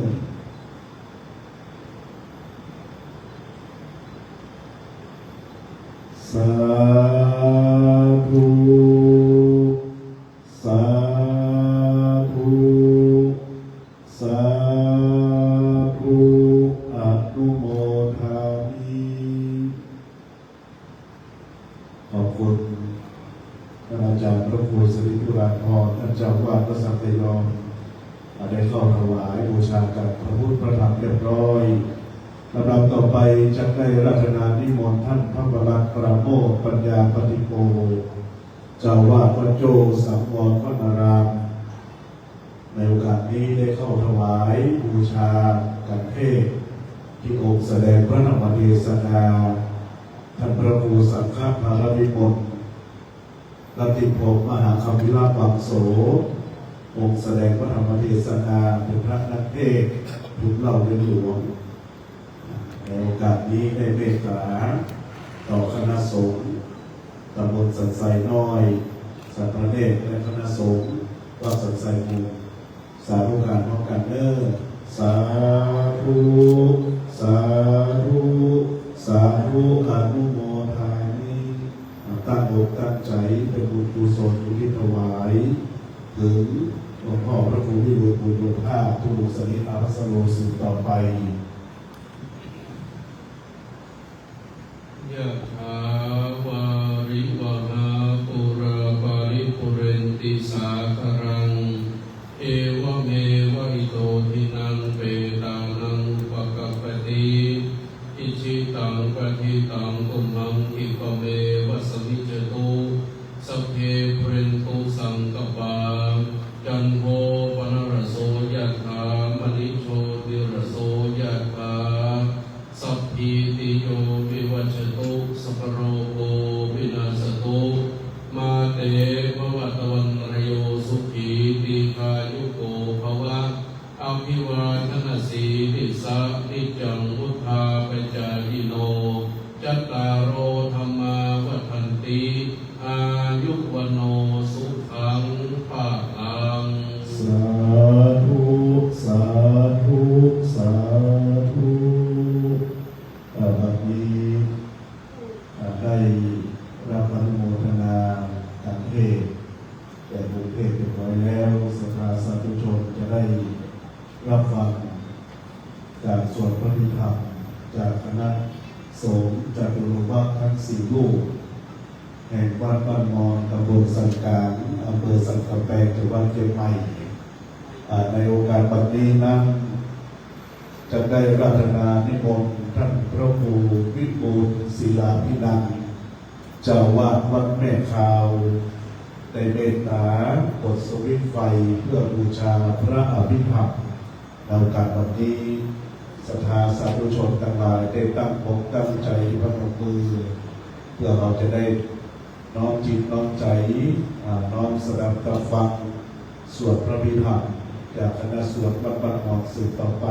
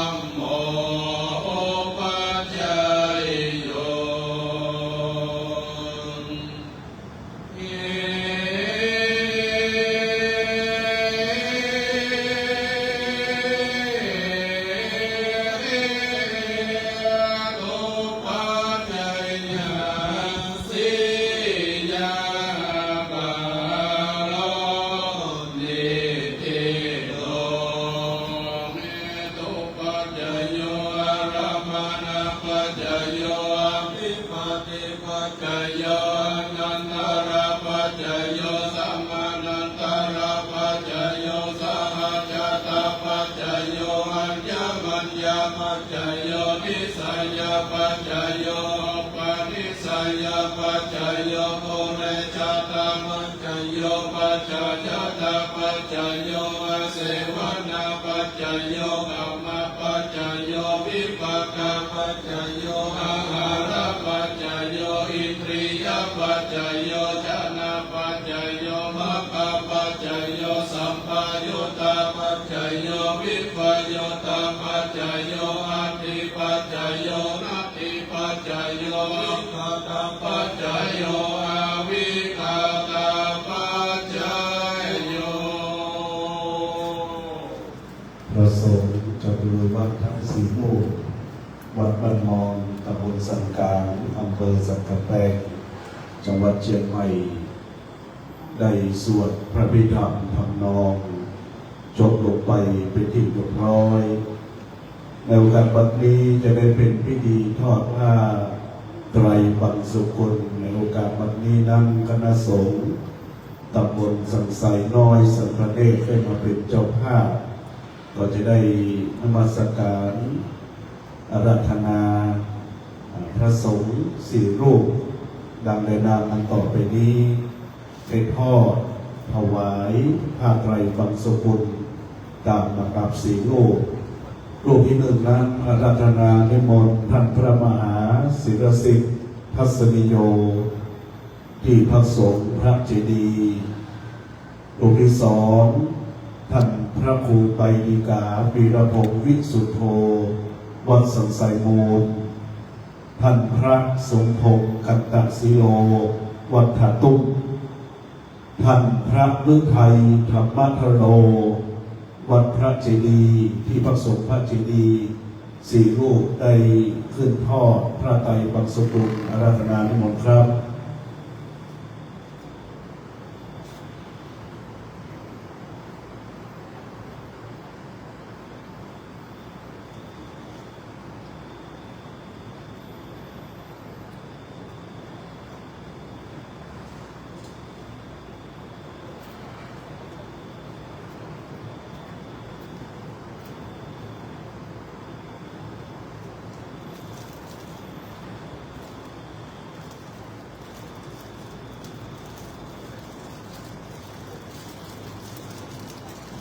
คณะสงฆ์ทั้งสี่รูปได้เมตตาทอดผ้าไตรปังสุกุลนิมนต์พระผู้สวดพระพิธีธรรมสวดพระพิธีธรรมได้เมตตาพิจารณาผ้าไตรปังสุกุลครับผม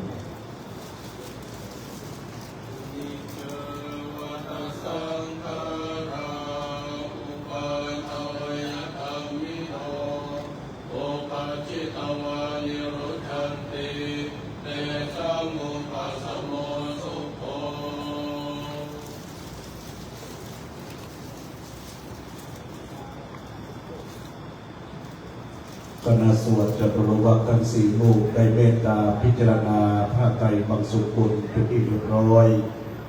เจ้าหน้าที่จะได้เทียบเครื่องกปิยพันธ์บูชาพระพิธรรมในโอกาสแบบนี้เมื่อเทียบเรียบร้อยแล้วจะได้เจริญพรนำเรียนรายนามพระสงฆ์ผู้ที่จะได้เข้าถวายบูชากันพระพิธรรมในรูปที่หนึ่งนั้นได้อาราธนานิมนต์ท่านหลวงพ่อท่านประหลัดธนูธรรมทินโนรองเจ้าวาดวัดสันไสมูล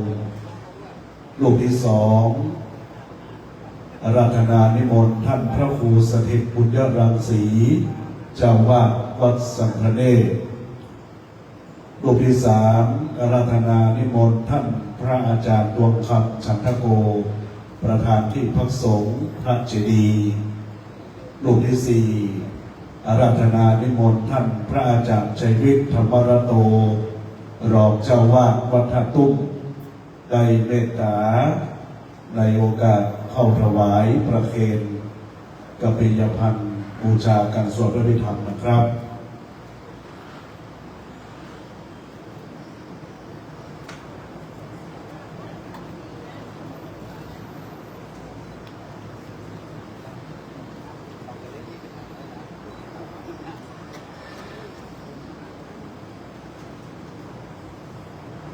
ศรัทธาจะได้อนุโมทนาพร้อมกันเนิ่นสาธุสาธุสาธุอนุโมทามิเรียนเชิญพ่อประยับกาวิชัยเป็นตัวแทนคณะศรัทธาทุกท่านทุกคนนักบุญวิธีนั้นได้มอบปฏิกละแด่มรรคนายกพ่อหนาอาจารย์พ่อหนาน้อยในโอกาสที่เรียนเชิญท่านสาธุชนพุทธบริษัทต่างหลายท่านผู้มีเกียรติได้ตั้งอกตั้งใจรับพรอนุโมทนาการสวดไปทำนะครับพร้อมๆกัน ยะถาวาริวหาปุราปริปุเรนติสาคารังเอวเมวะอิโตตินังเปตานังอุปกัปปติอิจิตังปฏิตังตุมหังคิปะเมวัสมิจันโตสัพเพปุเรนตุสังฆปาจันโทปนรโสยะถามณิโชติรโสยะถา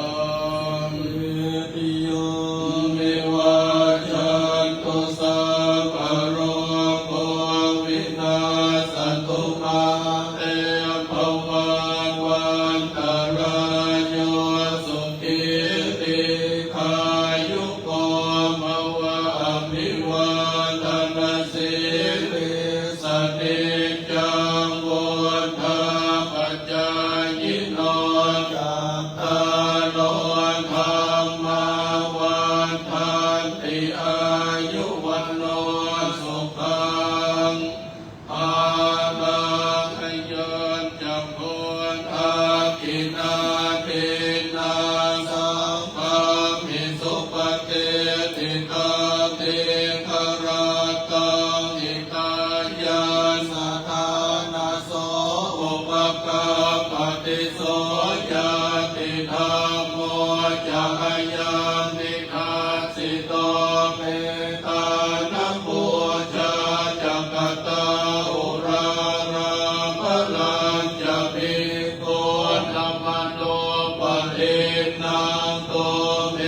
หิปุญญาปัสสุตังอนาปกันติภวตุสัพพมังคลังรักขันตุสัพพเทวตาสัพพพุทธานุภาเวนัสสัทธาโสทิภวันตุเตภวันตุสัพพมังคลังรักขันตุสัพพเทวตาสัพพธรรมานุภาเวนัสสัทธาโสทิภวันตุเตภวันตุสัพพมังคลังรักขันตุสัพพเทวตาสัพพสังฆาโนอาเวนัสสัทธาโสทิภวันตุเต สาธุสาธุสาธุศรัทธาสาธุชนได้รับอนุโมทนาในกุศลเจตนาที่เราได้ถวายบูชาการพระพิธรรมเป็นที่เรียบร้อยแล้ว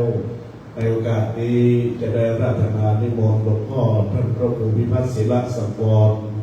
รองเจ้าคณะอำเภอสันทรายเจ้าวาดวัดสันทรายมูลได้กล่าวอนุโมทนาต่อคณะสงฆ์ตำบลสันทรายน้อยสัมพระเนตรและคณะศรัทธาสาธุชนที่ได้มาร่วมงานในโอกาสค่ำคืนวันนี้อาราธนานิมนต์นะครับ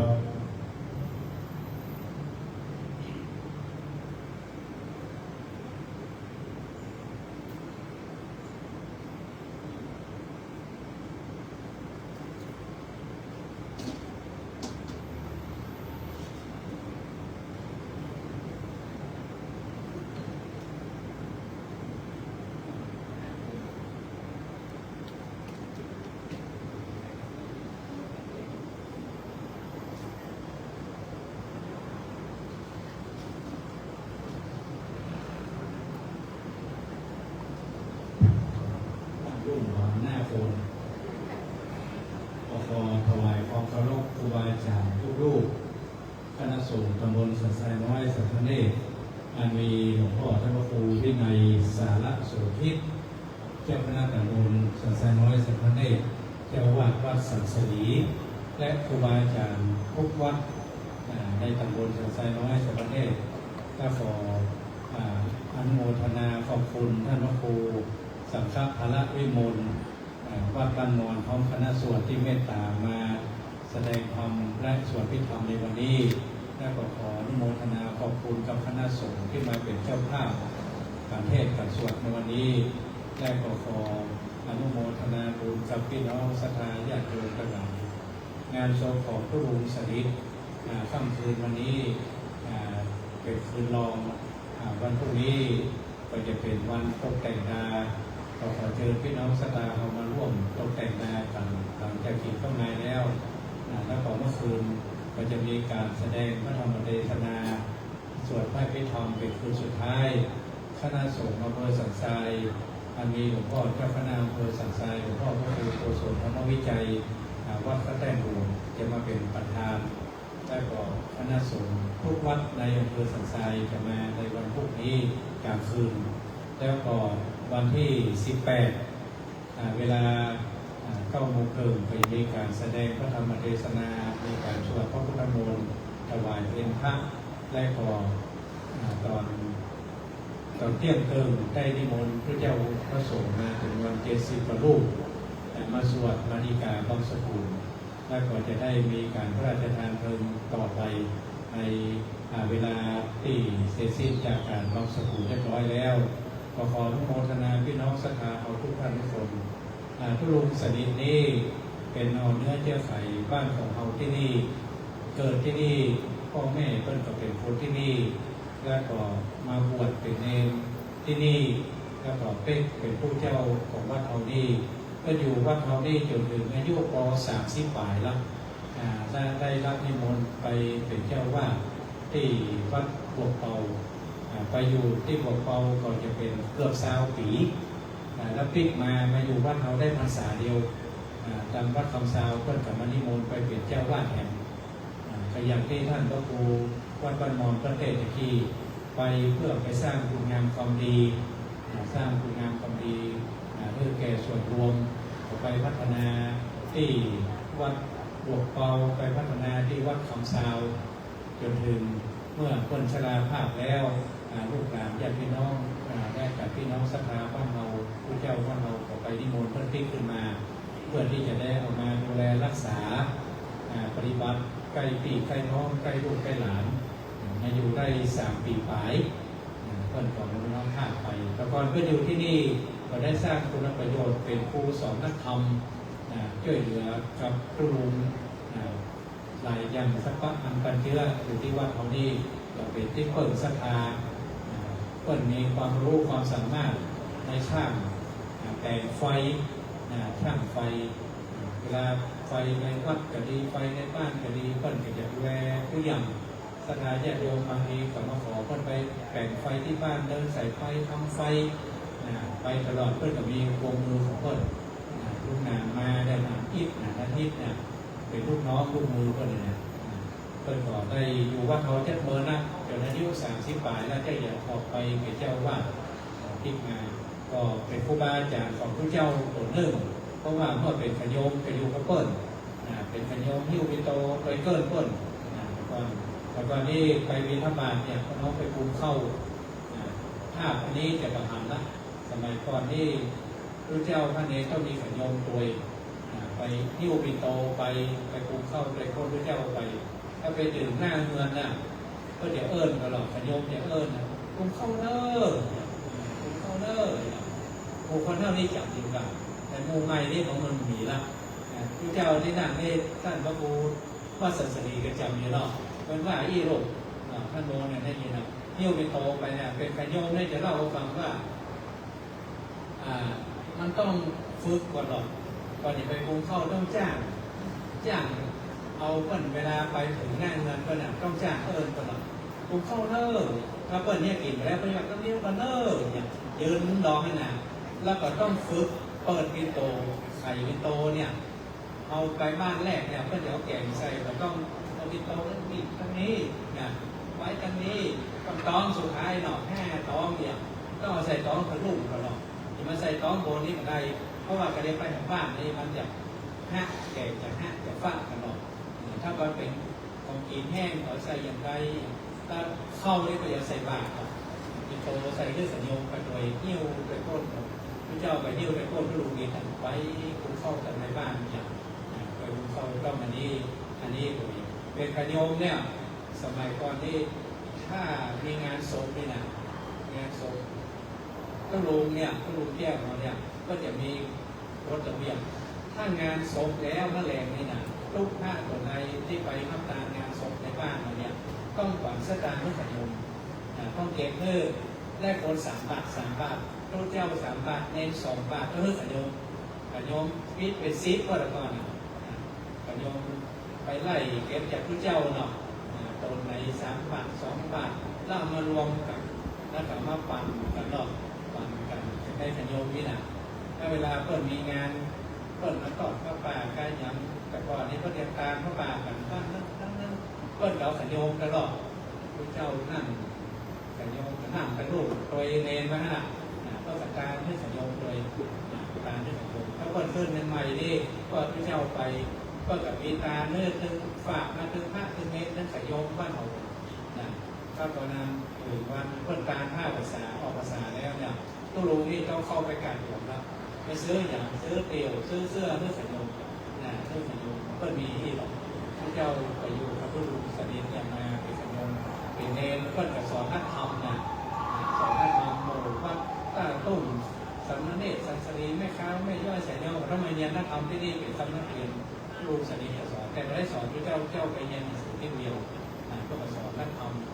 เป็นครูสอนนักธรรมอันนี้เพิ่นไปดูว่าเขาประมาณนึกถึงเพิ่นว่าเพิ่นแก่มาละเขามาดูแล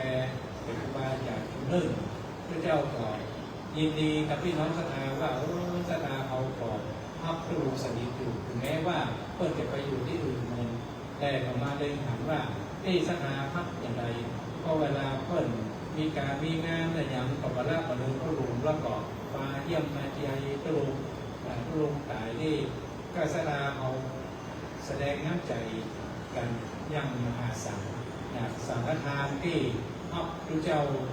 ให้ฮับสังฆทานถวายพระเจ้าเนี่ยล้นมาเดียวนี้นะล้นเงินที่จากใจในงานศพเนี่ยประมาณพระเจ้าเอามาไว้500,000อย่าพอผมว่าพระเจ้าหลายประชุมเราเที่ยงนั้นเที่ยงไหนเที่ยงไปก็รู้ของเขาก็แยกเพื่อนดีๆแยกเพื่อนดีๆเอามาไว้500,000เนี่ยจะพอไปอยู่แต่ศาสนาญาติโยมได้ฮับมานี่นะฮับเครื่องในงานก็ได้จะฮับเพราะว่าจะใช้เงินที่การยอดการเนี่ย200,000ก็ยอดอย่างเดียวไม่ได้200,000เพราะว่าอย่างเราต้องแยกให้มันดีๆศรัทธาบ้านเราแบบแสดงน้ำใจเราพอกับมันนั่งก็ดูกับต้นกับฮับดูไปเดิมช่วยกันช่วยกันทักษะแล้วขอคณะสงฆ์ตำบลสันทรายน้อยสำเร็จต้องมาช่วยกันตั้งแต่วันแรกถึงวันนี้ก็มีน้ำจิตน้ำใจที่สามัคคีกันน้ำใจที่ดีศรัทธากับช่วยกันแท้ๆประเดี๋ยวนี้ลงทานเนี่ยก็ได้เป็น40 กว่าโลแล้วนะ40 กว่าโลพระเจ้าก็เลยเป็น40-50 โลพระเจ้าก็เบาใจละเราใจเมื่อวันก็มีคนมาเลี้ยงมาทุกคนมีน้ำใจแบบทุลุงก็เลยว่าศรัทธากับฮักทุลุงนี่เนาะไปบอกเขาเขาจะช่วยกันเขาช่วยกันจัดให้คนดีคนงามให้คนไปดีไปงามอันนี้ก็เอาวันพรุ่งนี้ช่วยกันแต่งงานแล้วก็วันที่18เจ้าภาพที่รับสังฆทานทุกท่านทุกคนจะได้ขึ้นไปทอดผ้าไตรเหมือนกันหมดวันนี้ผ้าไตรเตรียมไว้เจ้าภาพเนี่ย120 คนจะพอเราแต่ว่าอย่าขึ้นกับ30นี่นะศรัทธาขึ้นกับ30 คนอย่างนี้ก็แสดงถึงพลังน้ำจิตน้ำใจที่พี่น้องศรัทธาที่มีต่อตู้รูของเขาก็ด้วยความรักความเคารพนับถือเนี่ยเพื่อนดีมันดีเป็นคนอยู่ดีเป็นคนไปโบราณก็รู้ว่าไปดีไปงานอันนี้ก็เลยทราบซึ้งน้ำจิตน้ำใจพี่น้องศรัทธาแต่แรกก็กังวลกันว่าใครจะมาช่วย ก็สังฆทานนี่เนาะก็อันไอ้ยังการกินการทานแต่ประเดี๋ยวนี้เบาอกเบาใจแต่ที่มันนับใจเนี่ยกับหมูถึงเนี่ยอะไรก็คือก็มีที่จอดรถนี่นะวันที่18เนี่ยมันจะเป็นโรงทานหมดในวัดอ่ะเป็นโรงทานหมดพระพุทธเจ้ามา70-80วัดเนี่ยมันก็อย่างน้อยก็ต้อง50 บาทนะรถอ่ะอย่างน้อยนะแต่นั้นใครที่มีรถเนี่ยก็ขอขึ้นมาส่งแล้วก็ปิ้งบ้านมันจะขึ้นรถแก๊บมาไปซ่อมจอดขับไปทำนั้นนะอันนี่เป็นแบบนักใจแล้วเลยนะวัตารก็มีแล้วยอดสังก็มีแล้วเนาะก็ยังมาเนอะวันนี้ก็ยังมาฮับกันอยู่ผ้าของสกุลก็มีแล้วของกินก็มีแล้วเลี้ยงเพลพระก็มีคนมาฮับแต่นี่อย่างใครก็มาช่วยฮับเขาได้เจ้าฮับเลิศเนี่ยฮับเลิศอย่างช่วยกับคนเล็กคนน้อยนะเดี๋ยวนี้ก็เบาจากคณะสงฆ์อำเภอสันกำแพงเพิ่นเอาเงินมาให้แต่ว่าแต่คือเรียง50,000ตำบลสันทรายน้อยสันมะเนตนะแล้วก็วันพรุ่งนี้คณะสงฆ์อำเภอสันทรายก็จะมาเมื่อเนี่ยมาร่วมทำบุญกัน82,000นะทีนี้การประสาทเนี่ย150,000นี่นะเบาใจละเบาใจละคือโล่งไปละทีนี้ม่วนใจละก็ได้ออกม่วนใจม่วนก็อย่างก็มาเริ่มเห็นว่าพี่น้องจะเอาทับตรูเลิกทับตรูเพื่อตรูไปดีไปงามเป็นบุญเป็นกุศลกับเราโอ้ดีใจนะพี่น้องสถานเมื่อวันกับแม่เมื่อคืนกับแม่ดีครับอันนี้ก็ขออนุโมทนาก็ขอยินดีกับครูบาอาจารย์ท่านหลวงพ่อพระสังสลีเจ้าวัดทุกวัดน้ำใจดีน้ำใจงามบรรลักบรรลือกันวัดพี่วัดน้องกันและกับพี่น้องสถานเอาทุกที่ทุกแห่งทุกคนผมว่าจะอยู่ใกล้อยู่ไกลเอากอกมาร่วมบุญกันท้ายที่สุดนี้ก็ขออนุโมทนาเป็นคณะสงฆ์และพี่น้องสภาบุญกุศลที่หมู่เราท่านทั้งหลายได้ทำแล้วก็ขอปกปักรักษาพวกเราทุกท่านทุกคนได้อยู่เย็นเป็นสุขมีอายุมั่นยืนยาวทั่วหน้าด้วย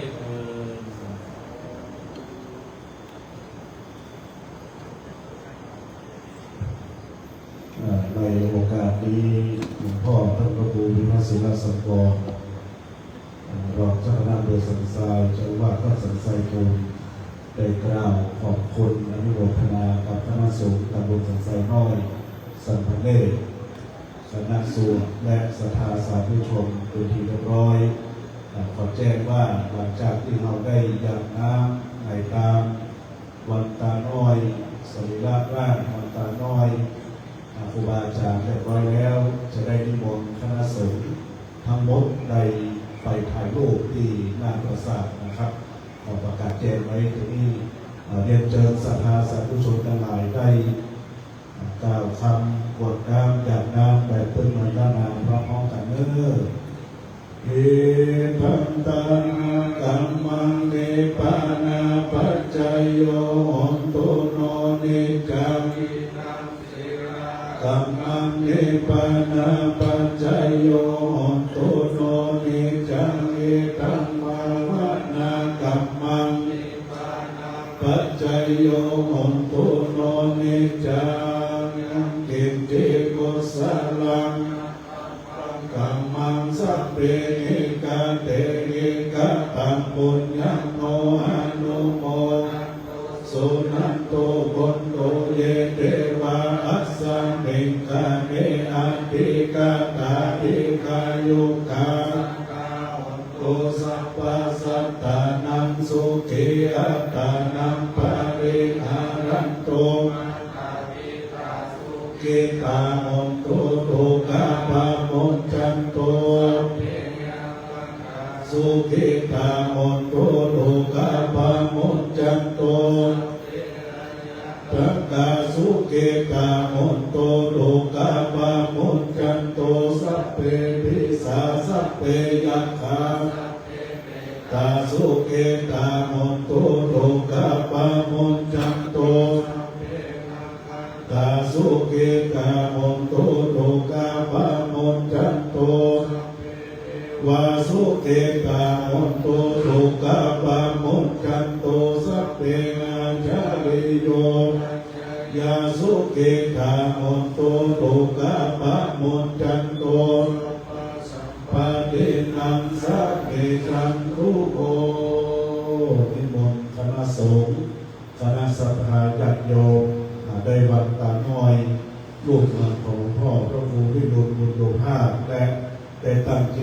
จัยส่งกระแสจิตไปที่ปราสาทศพของหลวงพ่อได้กล่าววันกันน้อยโดยพร้อมกันสาธุวันตาวิพันเตสัพพังอาปาทังกัมมาทะเมพันเตมยังกะตังบุญยังสาอนุโมทิตาปังสาวินากะตังบุญยังปังสาธุสาธุอนุโมทามิและนิมนต์คณะสงฆ์คณะศรัทธาสาธุชนได้บัตรตาน้อยต่อหลวงพ่อท่านพระประหลัดธโนธรรมทิโนผู้มีอายุพรรษาการสุขสุดนาทีนี้ได้กล่าววันตาน้อยโดยพร้อมกันนะครับ สาธุวันตามิพันเต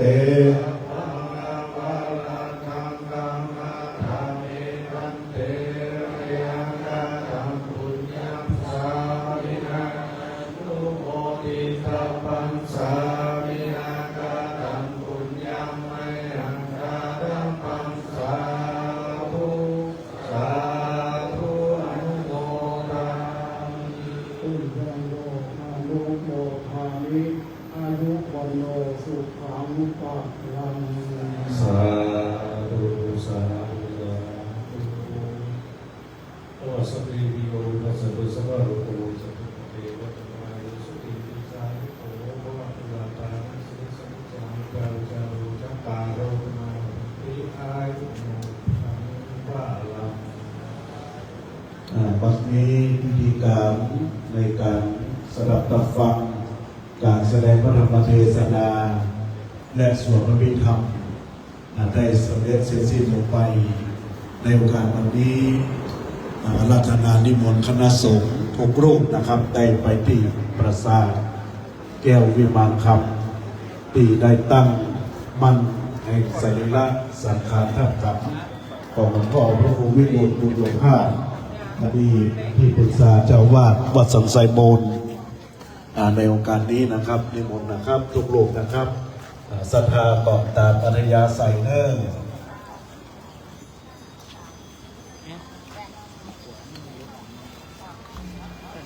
ที่มัน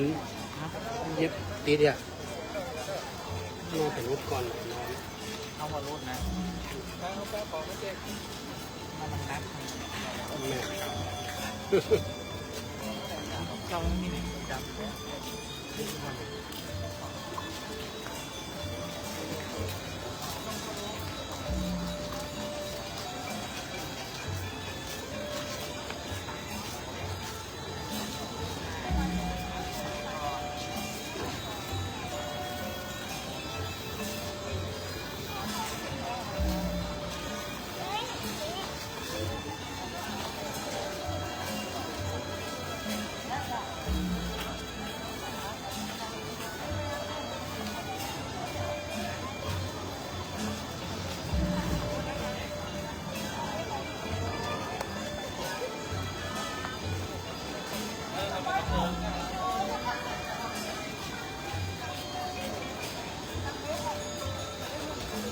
ด้หรือยังครับเอาเลยครับเอาเลยครับเดี๋ยวมันจะเอาไปเลยหยิบไปเลยครับได้เลยครับได้เลยครับ